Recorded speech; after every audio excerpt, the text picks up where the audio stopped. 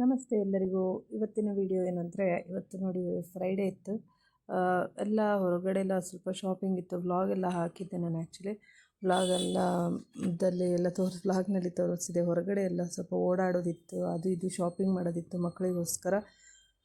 ಅದಾದ ನಂತರ ನನ್ನ ಮಗನಿಗೆ ಯೂನಿಫಾರ್ಮ್ ತೊಗೋಬೇಕಿತ್ತು. ಹೋಗಿ ಒಂದಷ್ಟು ಸೈಜು ಯೂನಿಫಾರ್ಮ್ಗಳನ್ನು ತೊಗೊಂಡು ಬಂದ್ವಿ. ಇವಾಗಿನ ಕಾಲದ ಮಕ್ಕಳಿಗೆ ನೋಡಿ ನಾವು 5 ಜೊತೆ 4 ಜೊತೆ ಈ ಥರ ಯೂನಿಫಾರ್ಮ್, ಟ್ರ್ಯಾಕ್ ಸೂಟು ಸೇರಿ, ಸ್ಕೌಟ್ಸು, ಕರಾಟೆ ಎಲ್ಲನೂ ಸೇರಿ ಒಂದು 5-6 ಜೊತೆ ಯೂನಿಫಾರ್ಮ್ಗಳಾಗ್ಬಿಡುತ್ತೆ. ಅಬಾಕಸ್ ಎಲ್ಲದೂ ಒಂದೊಂದು ಈ ಥರ ಯೂನಿಫಾರ್ಮು.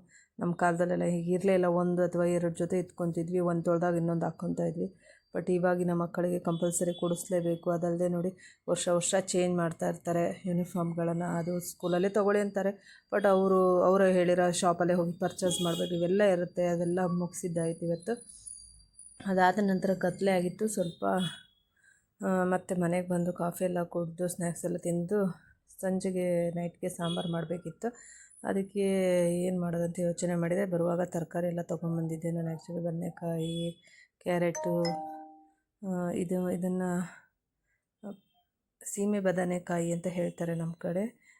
ಕೆಲವರು ಸೀಮೆ ಸೌತೆಕಾಯಿ ಅಂತ ಕೂಡ ಹೇಳ್ತಾರೆ.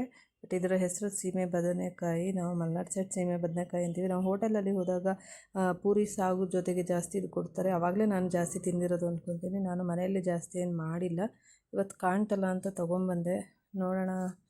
ಸ್ವಲ್ಪ ಸಪ್ಪೆ ಇರುತ್ತೆ. ಅಂದರೆ ಹುಳಿ ಉಪ್ಪು ಖಾರ ಎಲ್ಲ ಚೆನ್ನಾಗಿ ಹಾಕಿದರೆ ಚೆನ್ನಾಗಾಗತ್ತೆ.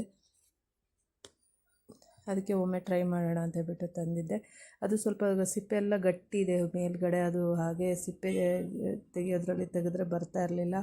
ಆಮೇಲೆ ಚಾಕುನಲ್ಲೆಲ್ಲ ಕೆತ್ತಿಬಿಟ್ಟು ಸಿಪ್ಪೆಯನ್ನು ತೆಗೆದುಬಿಟ್ಟು ಅದಾದಮೇಲೆ ಹಾಕಿದೆ, ಕಟ್ ಮಾಡಿದೆ. ಇದಾದ ನಂತರ ಸ್ವಲ್ಪ ಬೇಳೆನ ಬೇಯಿಸ್ಕೋಬೇಕು. ಈ ಕೇಸರಿ ಬೇಳೆ ಇದೆ, ಅದು ತುಂಬ ಟೇಸ್ಟ್ ಕೊಡುತ್ತೆ. ಯಾರ ಮನೇಲಿ ಯೂಸ್ ಮಾಡ್ತಾರೆ ಅಬ್ಸರ್ವ್ ಮಾಡಿರೋದು. ಬೇಳೆ ಸಾರು ಮಾಡಿದಾಗ ಈ ಕೇಸರಿ ಬೇಳೆ ಹಾಕಿದಾಗ ತುಂಬ ಚೆನ್ನಾಗಿ ಬೇಳೆ ಬೇಯಿಸ್ಬಿಟ್ರೆ ತುಂಬ ತುಪ್ಪದ ಟೇಸ್ಟ್ ಕೊಡುತ್ತೆ. ನಾವು ತುಪ್ಪ ಹಾಕಿರೋ ಥರ ಫೀಲ್ ಆಗುತ್ತೆ.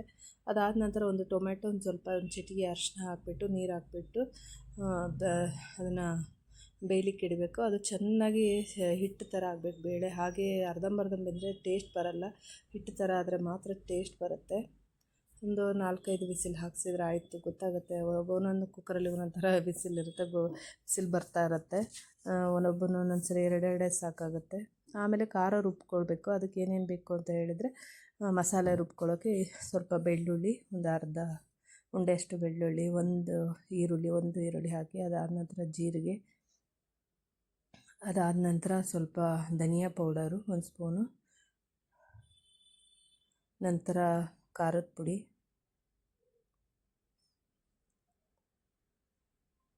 ಈರುಳ್ಳಿನ ಆ್ಯಕ್ಚುಲಿ ನಾನು ಒಂದು ಕಟ್ ಮಾಡ್ಕೊಂಡಿದ್ದೆ, ಅದರಲ್ಲಿ ಸ್ವಲ್ಪ ಹಾಕಿದ್ದೆ. ಸ್ವಲ್ಪ ಒಗ್ಗರಣೆಗೆ ಇಟ್ಕೊಂಡ್ಬಿಟ್ಟು ಉಳಿದಿದ್ದಷ್ಟನ್ನು ನಾನು ರುಬ್ಲಿಕ್ಕೆ ಹಾಕ್ಕೊಂಡೆ. ಅದಾದ ನಂತರ ಸ್ವಲ್ಪ ಕೊತ್ತಂಬರಿ ಸೊಪ್ಪನ್ನು ಹಾಕಿದ್ದೀನಿ. ಆಮೇಲೆ ಸ್ವಲ್ಪ ಹುಣಸೆಹಣ್ಣು ಹಾಕಿದರೆ ಸ್ವಲ್ಪ ಹುಳಿ ಅಂಶ, ಅದಂದರೆ ಸ್ವಲ್ಪ ತರಕಾರಿ ಇದೆಲ್ಲ ಅದು ಸಪ್ಪೆ ಇರೋದ್ರಿಂದ ಟೇಸ್ಟ್ ಕೊಡಲ್ಲ, ಅದಕ್ಕೋಸ್ಕರ. ಅದಾದ ನಂತರ ಸ್ವಲ್ಪ ಬೇಳೆ ಬೇಯಿಸಿದ್ರೆ ಅದರಲ್ಲೇ ಸಿಪ್ಪೆ ತೆಗೆದುಬಿಟ್ಟು, ಆ ಸಿಪ್ಪೆನ ತೆಗೆದ್ರೆ ಮಾತ್ರ ಟೇಸ್ಟ್ ಬರುತ್ತೆ. ಇಲ್ಲಾಂದರೆ ಅದೊಂಥರ ಪೀಸಾಗಿ ಗ್ರೈಂಡ್ ಆಗ್ತಾ ಇರತ್ತೆ. ಅದರಿಂದ ಆ ಟೊಮೆಟೊ ಸಿಪ್ಪೆನ ತೆಗೆದುಬಿಟ್ಟು, ಅದಾದ ನಂತರ ಅದನ್ನು ಟೊಮೆಟೊನ ತೆಗೆದುಬಿಟ್ಟು ರುಬ್ಕೋಬೇಕು. ರುಬ್ಬಕ್ಕೇನು ಹಾಕಿದ್ದೀವಲ್ಲ ಮಸಾಲೆ, ಅದ್ರ ಜೊತೆಗೆ ಹಾಕ್ಕೋಬೇಕು. ಅದಾದ ನಂತರ ಸ್ವಲ್ಪ ತೆಂಗಿನ ತುರಿ, ನಾನಿಲ್ಲಿ ಕೊಬ್ಬರಿನ ತುರಿದಿಟ್ಕೊಂಡಿದ್ದೆ. ಆ್ಯಕ್ಚುಲಿ ನಮ್ಮ ಮನೇಲಿ ಕೊಬ್ಬರಿ ಜಾಸ್ತಿ ಇತ್ತಂತ ಬಿಟ್ಟು ತುರಿದಿಟ್ಕೊಂಡಿದ್ದೆ, ಅದನ್ನೇ ಹಾಕಿದ್ದೀನಿ ರುಬ್ಬಲಿಕ್ಕೆ. ನಂತರ ಎಣ್ಣೆ ಸ್ವಲ್ಪ ಹಾಕ್ಕೊಂಬಿಟ್ಟು, ಸಾಸಿವೆ, ಕರಿಬೇವು, ಸ್ವಲ್ಪ ಜಜ್ಜಿರುವಂತಹ ಬೆಳ್ಳುಳ್ಳಿನ ತೊಗೊಂಡ್ಬಿಟ್ಟು ಒಗ್ಗರಣೆ ಹಾಕ್ಕೊತಾ ಇದ್ದೀನಿ.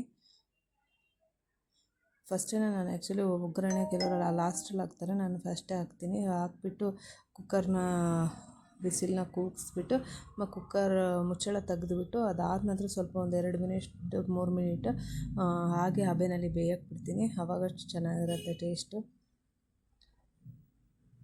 ಅದಾದ ನಂತರ ಅದು ಸೀಮೆ ಬದನೆಕಾಯಿನ ಹಾಕಿ, ಮತ್ತು ಏನು ರುಬ್ಬಿಟ್ಕೊಂಡಿರ್ತೀವಿ ಅದನ್ನು ಹಾಕಬೇಕು. ಬೇಳೆನೂ ಹಾಕಿಬಿಟ್ಟು ಸ್ವಲ್ಪ ಬೆಲ್ಲ ಹಾಕಬೇಕು. ಸ್ವಲ್ಪ ಬೆಲ್ಲ ಹಾಕಿದ್ರೆ ತುಂಬ ಚೆನ್ನಾಗಿರುತ್ತೆ ಟೇಸ್ಟು. ವಿಸಿಲೆಲ್ಲ ಆದಮೇಲೆ ಒಂದು 2 ನಿಮಿಷ ಹಬೆಯಲ್ಲಿ ಖಾರ ವಾಸನೆ ಹೋಗೋವರೆಗೆ ಬೇಯಿಸಿ, ಒಂದು 2 ನಿಮಿಷ ಕುಕ್ಕರ್ ಮುಚ್ಚಳ ತೆಗೆದ್ಬಿಟ್ಟು, ತುಂಬ ಚೆನ್ನಾಗಿತ್ತು, ತುಂಬ ಟೇಸ್ಟಾಗಿತ್ತು. ದೋಸೆಗೂ ಕೂಡ ತುಂಬ ಚೆನ್ನಾಗಿತ್ತು, ಅನ್ನಕ್ಕೂ ಕೂಡ ತುಂಬ ಚೆನ್ನಾಗಿತ್ತು. ಒಮ್ಮೆ ಟ್ರೈ ಮಾಡಿ. Thank you.